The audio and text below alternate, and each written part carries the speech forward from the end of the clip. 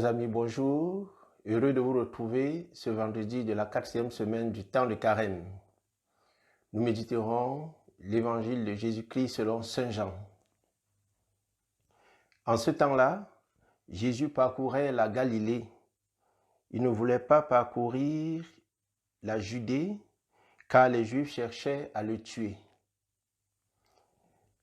La fête juive des Tentes était proche. Lorsque ses frères furent montés à Jérusalem pour la fête, il y monta lui aussi, non pas ostensiblement, mais en secret. On était déjà au milieu de la semaine de la fête quand Jésus monta au temple. Et là, il enseignait. Quelques habitants de Jérusalem disaient alors, « N'est-ce pas celui qu'on cherche à tuer?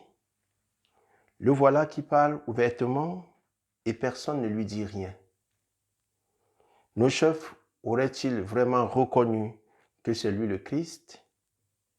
Mais lui, nous savons d'où il est. Or, le Christ, quand il viendra, personne ne saura d'où il est. » Jésus, qui enseignait dans le temple, s'écria, « Vous me connaissez et vous savez d'où je suis. Je ne suis pas venu de moi-même, mais il est véridique, celui qui m'a envoyé, lui que vous ne connaissez pas. Moi, je le connais parce que je viens d'auprès de lui et c'est lui qui m'a envoyé. On cherchait à l'arrêter, mais personne ne mit la main sur lui parce que son heure n'était pas encore venue.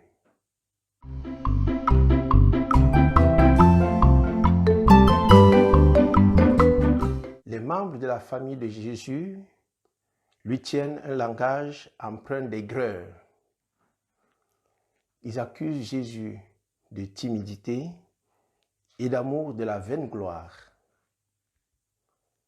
Personne, disent-ils, n'agit en secret. En plus d'accuser Jésus, ils expriment solennellement leur doute sur la vérité de ses miracles. Mes frères et sœurs dans le Christ, ces allégations contre Jésus sont purement mensongères et infondées. En effet, celui qui est accusé de timidité est précisément celui qui a pu, à l'âge de 12 ans, s'installer en présence des docteurs de la loi pour discuter des mystères de la parole de Dieu. Celui qui est accusé aujourd'hui de vaine gloire est celui qui est né dans les conditions les plus modestes de la société de son temps et qui, plus encore, a subi la douloureuse épreuve de l'exil en Égypte.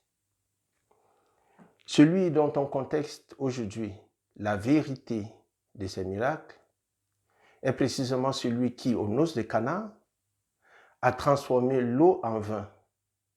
Et ceux qui contestent aujourd'hui la vérité de ces miracles ont savouré ce vin et l'ont apprécié à sa juste mesure.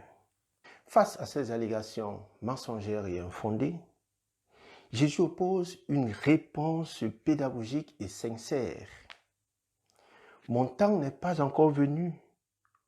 Pour vous, votre temps est toujours prêt. » Dieu, le maître du temps et de l'histoire, déclare à l'homme, sujet du temps et de l'histoire, que son heure, qui est précisément une heure de vérité, n'est pas encore venue. En d'autres termes, mes frères et sœurs, Jésus montre qu'il n'est pas esclave de la vaine gloire. Ceux qui sont dominés par cette passion aiment se faire entourer d'un grand nombre de personnes. Ceux qui sont dominés par la passion de leurs propres intentions sont précisément ceux qui veulent imposer leurs opinions. Or, nous le savons tous, les opinions ne sont pas toujours bien inscrites en droite ligne de la vérité. Ce jour, ce vendredi de la 4e semaine du temps de Carême, est un jour spécial dans la mesure où notre Seigneur Jésus nous invite à une fête joyeuse.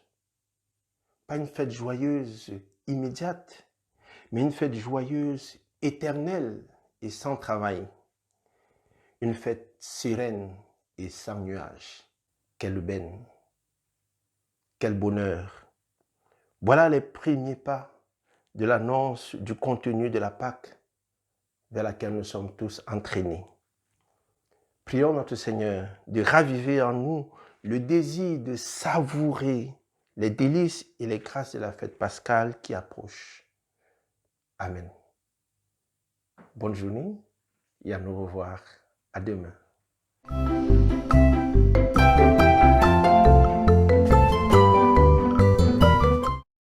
Salut à tous. Alors c'est une période un peu bizarre en ce moment, même un peu pesante. Mais je pense que c'est l'occasion de prendre soin de soi. Essayons de prendre le temps de prendre soin de nous autant physiquement que moralement. Faisons le point sur nous-mêmes, sur nos objectifs, aimons-nous un peu plus chaque jour. Et on peut essayer aussi de se mettre à une activité qu'on voulait faire depuis longtemps ou qu'on n'a pas fait depuis longtemps. Et de partager en fait ces petits moments avec ses proches. On peut aussi, pour ses proches, les appeler, rire avec eux au téléphone ou par Skype ou autre. Et il faut pas oublier en fait chez soi de s'amuser, de danser, de chanter, de rire, de se faire plaisir. Ça fait vraiment du bien au moral. Et pour les musiciens, n'hésitons plus à ouvrir nos fenêtres quand on répète. Ça fera plaisir aux voisins et parfois occasionner une belle réponse musicale si vous avez des voisins musiciens. Donc des bisous et puis à la prochaine.